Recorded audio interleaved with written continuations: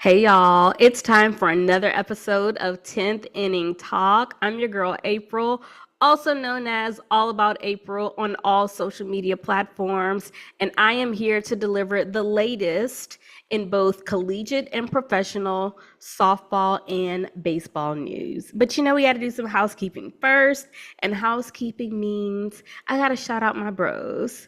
Beginning with Flobo Boys, make sure you check out his podcast In the Booth. It is bi-weekly, but he has some great episodes already available to you to listen to. And then, of course, every morning you want to finish your breakfast with my guy Cheats on Instagram. And then, of course, check out all of the latest articles on the Black Baseball Mixtape online. Just some great stuff to keep you connected to the baseball world. But without further ado, let's hop into today's episode, which I have titled All About The Job Is Not Finished. Of course, we know that that was stated by the late and great, my favorite basketball player of all time, Kobe Bryant. But it's just so relevant to so many things today. And it's definitely relevant to today's episode, beginning with Major League Baseball and the Los Angeles Dodgers. They have a lot going on right now. We already know that there are beaucoup, or en français, in French, a lot of injuries on the Dodgers pitching staff, but we are seeing the return of some people, including Michael Kopech and Shohei Ohtani. That's right. He returned to the mound last night, Monday night, versus the Padres. Now, he only pitched one inning. He had one earned run. If I'm not mistaken, it was Fernando Tatis Jr. Surprise, surprise. But yeah, he did a pretty good job to say that it was his first time back on the mound, and I'm sure that we will be seeing him a whole lot more. I honestly did not think that we would see him until All-Star break, after All-Star break, but this is around the time that people have projected him to come back as well. So kudos to Shohei being a two-way player and allowing us to see all of his talents back in as a DH and also on the mound.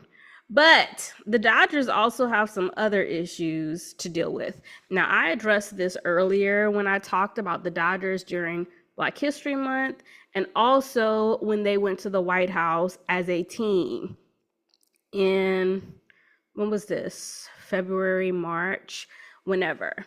And right now, we know that there is a lot of civil unrest happening in Los Angeles, but the Dodgers are mute, okay? But what makes this even more interesting is that the Los Angeles Dodgers have the largest Latino base in all of Major League Baseball. So to see what's happening and to not say anything, it's extremely disappointing. Like, say something. But what I do know from where we are today as a society is many people know that news cycles do not last long. So, of course, they're probably hoping, well, we don't have to say anything, it'll blow over and such is life. But I was reminded of an interview that Andrew Friedman had done, and this also reaffirmed my status as a Dodgers fan, because for those of you who don't know, I've talked about this actually on Flobo's podcast episode. I was on there and I told him that one of the reasons why I am a huge Dodgers fan is due to Jackie Robinson contributing to the integration of Major League Baseball. And I just love that the Dodgers stood for something, especially in a time when it was not popular and it was also very uncommon. And today we see them getting all these players that tick everybody off because everybody knows the Dodgers, if we want you, we coming after you. But in this interview, Andrew Friedman talked about how he felt that as an organization, the team had a responsibility to go after the best players and to deliver the best products on the field. And he's absolutely right. If we're investing our money in concession stands, parking, tickets, memorabilia, clothes, do something. Make sure that you are providing something to me to cheer for. However, a responsibility to fans is not just products on the field. A responsibility to fans is also ensuring that they are safe when they attend your baseball games, and also that you support them as human beings. And that is the part that I feel like the Dodgers are missing right now. There are a lot of people who are hurting, and all they want is to hear that their favorite team still loves and believes in them the same way that they readily support them. And I will say this before I move on to the next thing. A lot of organizations are playing around by toting the line. Don't be like Target. Do not be like Target. Do not be like some of these other organizations where when people successfully boycott, it's going to make a noise. And that is the part that I think they are unaware of. Are people going to do it? I don't know if a lot of people are brave enough to go that far just now, but it is something to keep in mind for the future. Now, not only have the Dodgers been in the news with people side-eyeing them, I also was watching Dave Martinez, the manager of the Washington Nationals, who I watch regularly on TV because I enjoy watching them. I love CJ Abrams. I love James Wood. We, on the Black Baseball Mixtape, we call them the Black Nats. Like, they're just a fantastic young team to be able to watch. I'm waiting on Josiah to come back as a pitcher. And of course, Dylan Cruz in right field, go Tigers. But Dave was asked why the team was on an 8-game losing streak. And now, if you know anything about baseball, this is pretty common where streaks happen and people lose. Maybe not 8 games, but yes, they do go on ahead and they lose. And Dave goes, well, you can't blame the coaches because it ain't on us. We can be the first there and the last to leave, but it's definitely not on us. And I was like, sir, is this what we're doing? Now, that kind of comment in a press conference can go only 2 ways, good or bad. Now, if you remember on episode 7 of my podcast, A Right and a Wrong Way, I talked about leadership. And this, again, can dictate how your players respond, because you do have some players who are going out and still playing fantastic. I know James Wood is going to be a representative for the Nationals at All-Star in Atlanta, Georgia this year, and I can't wait to see him out there.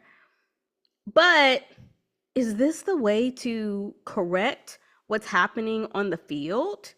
Like, how do you face your team after you're literally publicly obliterating them? I don't know where we've gone wrong or where we've gotten comfortable saying these kinds of things in the media. Yes, it's something that needs to be said, but to your team directly, not to the public. And many managers, leadership, everyone, you have to remember, fans don't forget. The public does not forget, even if they are not fans of your team. And these are things that they're going to regularly bring up. And of course, the media never forgets. And they have the sound bites to remind you of those particular moments. but your team is going on a West Coast trip where they are playing teams like the Dodgers, the Padres, etc. Well, now they're on a 9-game losing streak because they lost last night. Do you think that this is going to motivate them to want to do better? Maybe. For some players, it might. But for all of your team, I don't know. And it's just, for me, a lack of awareness in this. I'd like to see servant leadership make a return to the dugouts. And when I say servant leadership, there has to be a sense of reciprocity where you respect your players, number one, but there's a give and take that comes with that. And that's where I know many teams and jobs have the most success. So I'm hoping that things turn around, because I made a bold prediction that the Nats would finish over the Braves this year. And I know it's an extremely bold prediction, but the Braves are a hot mess, and that's another story for another day that we're not going to get into today. But I just feel like they have the talent and the pieces to be able to be successful. And like Malik on Black Baseball Mixtape said, sometimes coaching is an issue. Sometimes you got to change the lineup.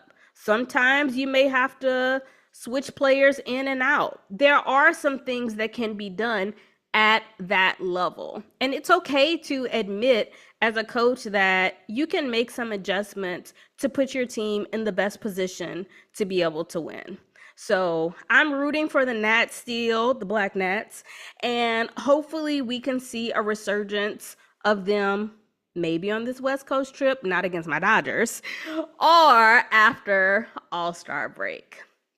Now, the last piece of this MLB stuff is going to be none other than Rafael Devers. And y'all know I done already told y'all, I'm standing beside my guy. You are not going to come on here in my face and tell me something negative, okay? Please listen to episode 7, A Right and a Wrong Way. I completely addressed how I felt about management, leadership, and I actually talked about it again last night on the live podcast with a former MLB player, Lewis Brinson, Malik, Flobo, and of course, Cheats. So yeah, make sure you check that out. But Rafael Devers was traded to the Giants. Like, excuse me? I thought that it was a joke. I thought somebody was playing online, because you know, with AI and all this other stuff, you just can't be too sure today. No, they weren't playing. He really was traded. And I was shocked. I was shocked, but a couple games before that, I saw him jogging to first base. And I remember sending it to my homeboy, and I was like, I can't even defend him for this. And you know, I am a Raffy fan through and through. But Cora is looking at him, Alex Cora, the manager of the Red Sox, and is like, bruh, so you're not going to run it out? And he just like goes to the dugout and whatever, doesn't even acknowledge him. And I'm like, yeah, I don't know how much longer this is going to last. And then boom, he's a San Francisco Giant. Now, as a fan of the Red Sox, I'm not a fan of them. I would like to know how fans ultimately feel. I've seen it on Twitter. I've seen some people on Threads. But your team has gotten rid of Mookie Betts. Xander Bogaerts is now a Padre. Chris Sale ain't there. And now Rafael Devers is gone. And he's gone because of how the Red Sox mismanaged this whole situation by getting a new third baseman. So now it's just like, he's really a Giant. He's going to be wearing number 16. And right before I pressed a record on this podcast, I see him, kikiing it up with Barry Bonds. And y'all, he was actually doing drills at first base. And I was beside myself because for those of you who don't know, Rafael Devers was like, I play third base. I'm not playing first base. You told me to put my glove away. I ain't doing nothing else. And so here we are with this man saying, I'll do whatever they ask me to do. If they ask me to play first, I'll play first. If they ask me to be DH, I'll be a DH. And OMG. But let this also be a reminder. Managers, people in leadership, employers, you set the tone for how your employees respond to you, especially if you are a servant leader. Your employees will do whatever for you because they know you have their back and you also will always protect their best interests. But in this particular case, y'all wasn't doing that. That's why he went to his new job and is doing everything you wanted him to do, but refused to do for you. So yeah, there has to be an acknowledgement of that. Now, I did see some Red Sox comments, and Jaron Duran, who's been in many trade talk inquiries and news, was like, oh, I was sleeping. I don't know what happened. Like, I guess he's just one player. And so this is ultimately where we are. But at the end of the day, I think it's just great that both the Red Sox and the Giants are able to have a fresh start with this kind of player. Rafi has already stated in this press conference that is in the past. He's no longer a Red Sox member, and he wants to move forward with his new team. And all of us need to accept that, respect it, and move along with him. So I'm really happy that this change happened. I'm not happy that he's in the NL West. I'm a cheer for him when he's not playing the Dodgers, but it's just, it's going to be interesting. So that's going to conclude the MLB portion of today's episode. Now I'm ready to talk some AUSL, Athletes Unlimited Softball League, who had an incredible weekend this past weekend. So they were playing in Chattanooga, Tennessee, and also Sulphur, Lake Charles, Louisiana, folks, Louisiana. Now, in Lake Charles, you had the Bandits versus the Volts, where LSU women's basketball coach Kim Mulkey actually threw out the first pitch that Thursday night. And my dad was gonna go, but it was just raining so much, and it's just not safe, of course, to drive in that kind of rain. So not just rain, it was also flooding. So he unfortunately wasn't able to make it to any of the games. We're going to try to do the Austin games whenever they come to Texas. But in Chattanooga, it was the Talons versus the Blaze. And let me tell y'all, the Talons had 21 runs overall versus the Blaze on Saturday. That is absolutely incredible. Now, it wasn't in one game because they had a doubleheader due to the rain also in Chattanooga. But yeah, the Talons were handling business. And when I say handling business, they swept the Blaze. Yes, they did. Not only did the Talons sweep the Blaze, the Bandits also swept the Volts. So just some craziness happening, some great games, because in that first game with the Volts versus the Bandits, it actually went into extra innings. And of course, the Bandits ultimately won that game, but the other two weren't as close, still very productive and enjoyable though. So they are now doing midweek games this week. So they are playing Tuesday, today, June 17th. You have the Bandits versus the Talons at 6 p.m. MLB.com, and also the Blaze versus the Volts, 8:30 p.m. MLB.com. And these times are, of course, Central Time. So tomorrow on the 18th, it's also going to be the Bandits versus the Talons, 6 p.m. again, but on ESPNU, and then the Blaze versus the Volts at 8:30 p.m. on MLB.com. Now, the opening numbers have come out, and the AUSL is definitely a success. The games have been sold out pretty much every weekend. People are showing up excited to see women's softball. So, online, the AUSL has attracted way more than 150,000 more followers. They've had like 13 million video views. They have 2 million engagements. And all this does is tell me is that everyone loves softball. Like, you love it. Everyone watches women's sports, whether we realize it or not. They are building it and people are going to watch it.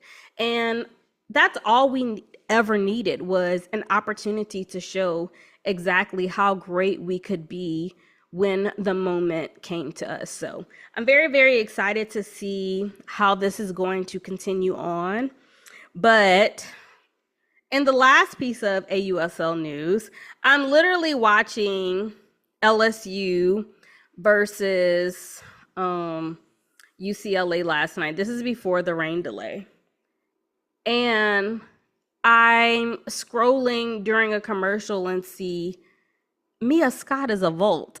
I lost it. I absolutely lost it because, excuse me, who is a Volt now? So, for those of you who are forgotten, Mia Scott was the third baseman for the Texas Longhorns, who won the Women's College World Series. And it was stated that her collegiate and professional careers were both over. Like, she wasn't going to play any more softball. And lo and behold, this news comes out. So I check it and I'm like, let me see if this is AUSL official. Because, y'all be lying and playing just like I thought y'all was playing about the Rafael Devers news. But no, she is really a Volt.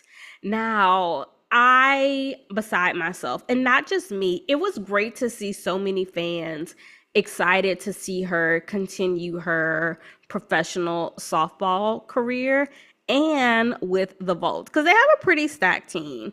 It's her, it's Danica Coffey of LSU, Sam Landry of Oklahoma, Michaela Edenfield of Florida State.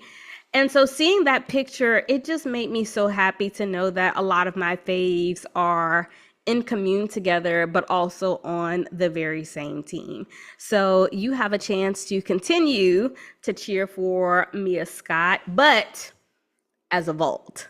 So yeah, be on the lookout for that because it's going to be exciting. And I know that Austin game is going to be something. A lot of people are going to be there. So if you are interested in going to the Round Rock games, Austin, make sure you get those tickets early because with her now being on that roster, pretty sure those tickets are going to be sold out around that time. Now, in the second to last segment, the Men's College World Series is still going on because it's the greatest show on dirt. And there have been just some great performances, beginning with the University of Arizona as the first team to be eliminated, and by Louisville. So that was actually a really great game. And I remember watching it because Arizona was winning pretty much the whole game. And then like the 8th inning, the coach gathered them around and gave them a motivational speech, which ultimately led to them winning 8-3 and eliminating Arizona. So that speech has been around. I saw it on Instagram. So those of you who want to check it out, yeah, please do. Now, the second team to be eliminated was Murray State and by Arkansas, but that did not come without a record-breaking moment. Arkansas pitcher Gage Wood threw a no-hitter For those of you who are just getting into softball and baseball, a no-hitter means that not a single person got a hit off of him. And he had 19 strikeouts. 19. Y'all, there are 27 outs in a game. 27 minus 19 means that only 8 people put the ball in motion. Do you know how insane that is? Let me tell you how insane it is. He broke the Men's College World Series record. Yes, incredible. Just fantastic. Now, granted, I'm happy it didn't happen versus LSU, but it's just great to see these young players have these incredible moments, and we are able to witness them have that. So I'm very proud of him. Congratulations to Gage Wood. Your name will be forever in the records, but it's spectacular to be able to see. Unfortunately, that ended the road for Murray State. I'm definitely a fan of them, want to see more of them in the future, and we'll be looking forward to what they have to offer in the 2026 baseball season. Coastal Carolina is also looking like the team that I know that they are, and they are on a streak of 25 straight wins. So they are going to play tomorrow versus Louisville. What is that going to look like? I don't know. But if Coastal Carolina defeats Louisville, they go to the Men's College World Series finals, which is fantastic. So they were one of my, y'all better watch out for them, and we are seeing exactly why I stated that. Now, LSU and UCLA also played. LSU defeated them today. They had to complete the game because there was a rain delay. Now, with rain delays, what's interesting is that after a certain amount of time, you just don't want to put your pitcher back out there. Their arm is iced, especially it can cause injuries. Anything can happen. So yes, this did not put LSU in the best position. However, shout out to freshman Kason Evans for going out there and delivering a magnificent performance. And then, of course, Chase Shores finishing it off so that LSU could make it to the next round of games. And that being, LSU will play the winner of the UCLA Arkansas game. So we beat both of them, but hey, when they've seen you a few times, what can that mean? One thing or another. But I also want to say I'm very proud of Stephen Milam and Bear Jones. So in game 1, Bear Jones had like 5 strikeouts. And there is video evidence of him staying after a practice and discussing some things with Jay Johnson in the batting cage. And then he comes the very next game and hits a home run. I just love seeing moments like that because it goes to show that no ego is involved and players truly want to win, and they'll do whatever is necessary, including staying after practice to get a momentum and a sense of confidence to bring to the team for the next day.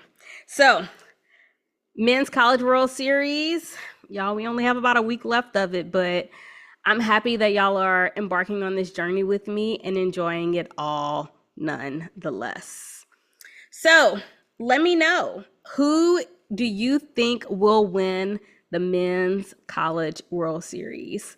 A lot is happening. A lot is giving us this momentum to enjoy both softball with the AUSL and baseball, whether it's collegiate and professional.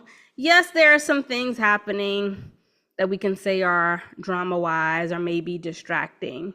But ultimately, these players go out and deliver their best day after day, week after week, 162 games from the professional aspect. And I love supporting them as they do it. So, yes, but let me know if you also have figured out your AUSL team. I'm going to be doing a separate podcast dedicated to that so that you can have all the information to actually choose the AUSL team that you want to be able to support. And I know that some people are waiting until the season ends to see exactly which team they want to go with, but no worries. I'll be able to help you out with that in the process as well. So, thank y'all for tuning into 10th Inning Talk, also a product of the Black Baseball Mixtape, where you should be finishing your breakfast every morning on Instagram. Don't forget to check out our live podcast every Monday night. Me and the Monday Night Crew, we're always ready to discuss all of the fantastic news out there with you. And then, of course, check out In the Booth with my guy, Flippo Boys, some great topics and interview guests as well. But as always, it's a great day to be a baseball and a softball fan. Until next time, bye y'all.